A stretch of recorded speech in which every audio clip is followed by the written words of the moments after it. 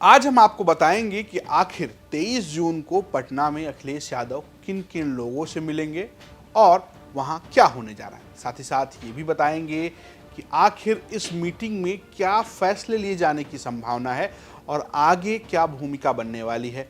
साथ ही ये बताएंगे कि यूपी की कौन सी ऐसी बड़ी नेता हैं जो इस पूरे विपक्षी एकता को पलीता लगाती हुई नजर आ रही या कहें इससे दूरी बनाकर रखी। नमस्कार, आप देख रहे हैं आज का यूपी और मैं हूं रजत सिंह।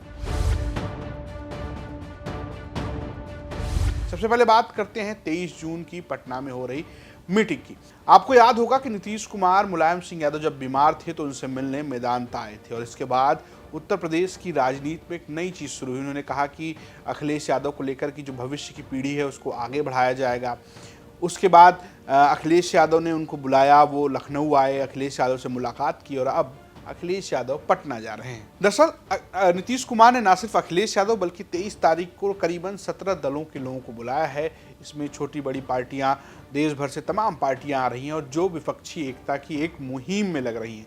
सबसे बड़ी बात यह है कि यहाँ अखिलेश यादव और राहुल गांधी की मुलाकात हो सकती है। कौन कौन लोग हैं जिनसे अखिलेश यादव की मुलाकात होगी? इनमें सबसे पहला नाम कांग्रेस के मल्लिकार्जुन खड़गे का है, जो कांग्रेस के अध्यक्ष है। इसके अलावा राहुल गांधी, जो फिलहाल किसी पद पर तो नहीं है लेकिन कांग्रेस के एक तरीके से सबसे बड़े चेहरे हैं। हालांकि अभी उनके चुनाव लड़ने पर रोक लगी हुई है। इसके अलावा टीएमसी की ममता बनर्जी होंगी, आम आदमी पार्टी से अरविंद केजरीवाल होंगे, जेएमएम से हेमंत सोरेन जो कि झारखंड के मुख्यमंत्री हैं, समाजवादी पार्टी से अखिलेश यादव इस मीटिंग में जा रहे हैं, शिवसेना उद्धव गुट के उद्धव ठाकरे जा रहे हैं, एनसीपी से शरद पवार हैं, नेशनल कॉन्फ्रेंस से फारूक अब्दुल्ला हैं, पीडीपी से महबूबा मुफ्ती हैं, डीएमके से एमके स्टालिन हैं, जेडीयू से नीतीश कुमार और ललन सिंह हैं, आरजेडी से तेजस्वी यादव होंगे, सीपीआई से डी राजा और सीपीएम से सीताराम येचुरी होंगे। इतने लोगों की एक बड़ी बैठक होगी और उसमें बहुत कुछ तय होगा, लेकिन कब और कैसे होगा ये आपको बताते हैं। दरअसल 23 तारीख की सुबह अखिलेश यादव पटना पहुंचेंगे और वो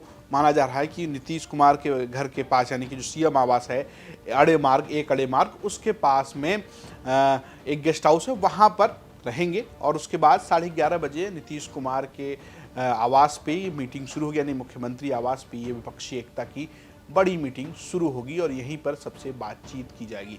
इसके बाद सबसे खास बात यह है कि व्यवस्था तो सब कुछ है लेकिन खाने की भी खास व्यवस्था की गई है। सूत्रों की माने तो नीतीश कुमार सभी जो बड़े नेता आ रहे हैं उसमें अखिलेश यादव भी शामिल हैं, उनको लिट्टी चोखा खिलाने वाले हैं, यानी कि जो बिहार का अपना एक फेमस डिश है उसको परोसा जाएगा इस मीटिंग में। और ये मीटिंग काफ़ी लंबी चलने वाली है, ये माना जा रहा है कि शाम 4 बजे तक चलेगा। हालांकि अभी ये सब टेंटेटिव है, कोई कंफर्मेशन नहीं है, लेकिन 11:30 बजे से ये मीटिंग शुरू होगी और क्या कुछ होगा ये भी हम आपको बताएंगे।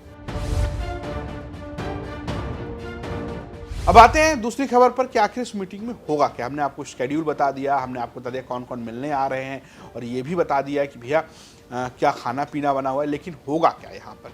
यहाँ बातचीत होगी। बातचीत किस पर होगी? फार्मूला नंबर 1 पर होगी, यानी कि हर एक सीट पर एक साझेदार वाला उम्मीदवार हो, यानी कि हर बीजेपी के खिलाफ एक विपक्ष का अपना उम्मीदवार हो, साझा उम्मीदवार हो, इस पर बातचीत होगी। सूत्रों की माने तो अभी सीट शेयरिंग की बातचीत नहीं होगी, लेकिन सबकी निगाह होगी क्या राहुल गांधी और अखिलेश यादव की मुलाकात होगी, क्या कांग्रेस और समाजवादी पार्टी एक मोर्चे पर आ पाएंगी? क्योंकि अखिलेश यादव ये कहते रहे हाल में यूपी तक से बातचीत में भी ये कहा कि उनका दरवाज़ा सबके लिए खुला हुआ है, लेकिन जिसको आना है वो बड़े दिल से आए। पिछले दिनों वो लगातार तल्ख में टिप्पणी भी करते रहे। राहुल गांधी की यात्रा, जो एक भारत जोड़ो यात्रा थी, उसमें भी शामिल नहीं हुए। लेकिन अब क्या समाजवादी पार्टी और कांग्रेस एकजुट होगी, इस पर बातचीत है। लेकिन जो चर्चा बहुत है कि कांग्रेस को कितनी सीट देंगे अखिलेश यादव, इस पर माना यह जा रहा है कि इस मीटिंग में चर्चा नहीं होगी। इस मीटिंग में एक साझेदारी बनाने पर चर्चा होगी। उसके बाद अगर ये बातचीत तय होती है तो उसके बाद आगे कुछ मीटिंग्स और हो सकती हैं, कुछ कमेटी बनाई जा सकती है जो सीट साझेदारी पर बातचीत करेगी। अभी देखना है कि 23 जून को अखिलेश यादव क्या फैसला लेते हैं। अब आते हैं तीसरी खबर पर। तीसरी खबर यह है इसी 23 जून से जुड़ी हुई मीटिंग से कि जो यूपी में बहुत खास है कि यूपी की नंबर 3 पार्टी आप कह सकते हैं, वोट शेयरिंग के हिसाब से कह सकते हैं, मायावती इस मीटिंग से दूर है। वो कल एक बैठक करने जा रही हैं जिसमें वो लोकसभा चुनाव को लेकर अपने नेताओं की बैठक कर रही हैं, उसमें वो रणनीति बनाएंगी। वो 23 जून को नहीं जा रही। उनको क्या नीतीश कुमार ने बुलावा नहीं दिया है, ये बड़ा सवाल है। लेकिन वो लगातार अखिलेश यादव के साथ दिखे हैं, वो मायावती के साथ नहीं दिखे हैं।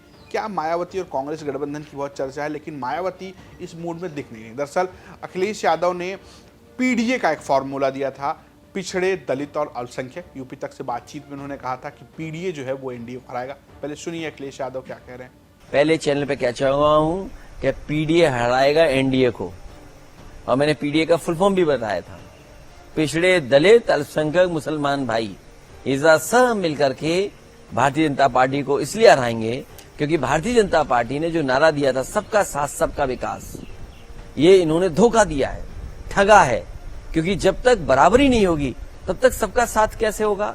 हम तो ये कहेंगे सबको ठगो और सबका क्या है, सबका साथ सबका विकास तो है, ठग का साथ ठग का विकास। तो अखिलेश यादव ने जो कहा था उस पर मायावती ने ट्वीट करके लिखा था कि ये परिवार, दल और अलायंस का मामला है। उन्होंने सीधा परिवारवाद का एक तरीके से आरोप लगाया अखिलेश यादव के ऊपर, और उन्होंने ये कहा कि सावधान रहने की जरूरत है, पिछड़े, दलित और अल्पसंख्यकों को ये नारे से काम नहीं चलेगा।